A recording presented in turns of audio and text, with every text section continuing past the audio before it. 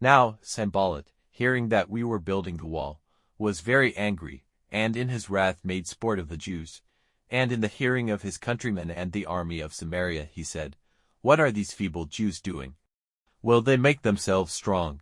Will they make offerings? Will they get the work done in a day? Will they make the stones which have been burned come again out of the dust?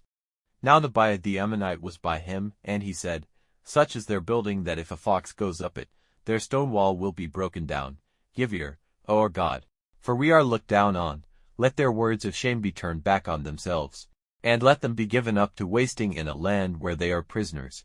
Let not their wrongdoing be covered, or their sign washed away from before you, for they have made you angry before the builders. So we went on building the wall.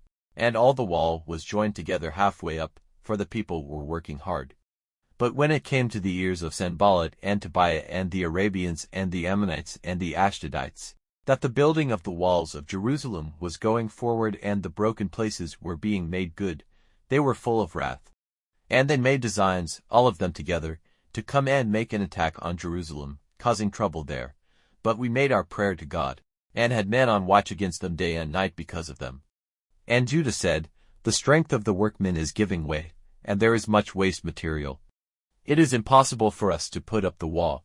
And those who were against us said, Without their knowledge and without their seeing us, we will come among them and put them to death, causing the work to come to a stop. And it came about that when the Jews who were living near them came, they said to us 10 times, From all directions they are coming against us.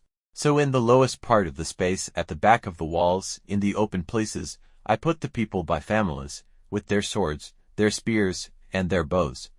And after looking, I got up and said to the great ones and to the chiefs and to the rest of the people, Have no fear of them. Keep in mind the Lord, who is great and greatly to be feared, and take up arms for your brothers, your sons and your daughters, your wives and your houses. And when it came to the ears of those who were against us, that we had knowledge of their designs and that God had made their purpose come to nothing, we all went back to the wall, everyone to his work.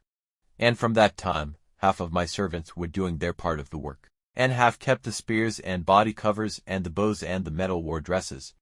And the chiefs were at the back of the men of Judah. Those who were building the wall and those who were moving material did their part, everyone working with one hand, with his spear in the other. Every builder was working with his sword at his side. And by my side was a man for sounding the horn.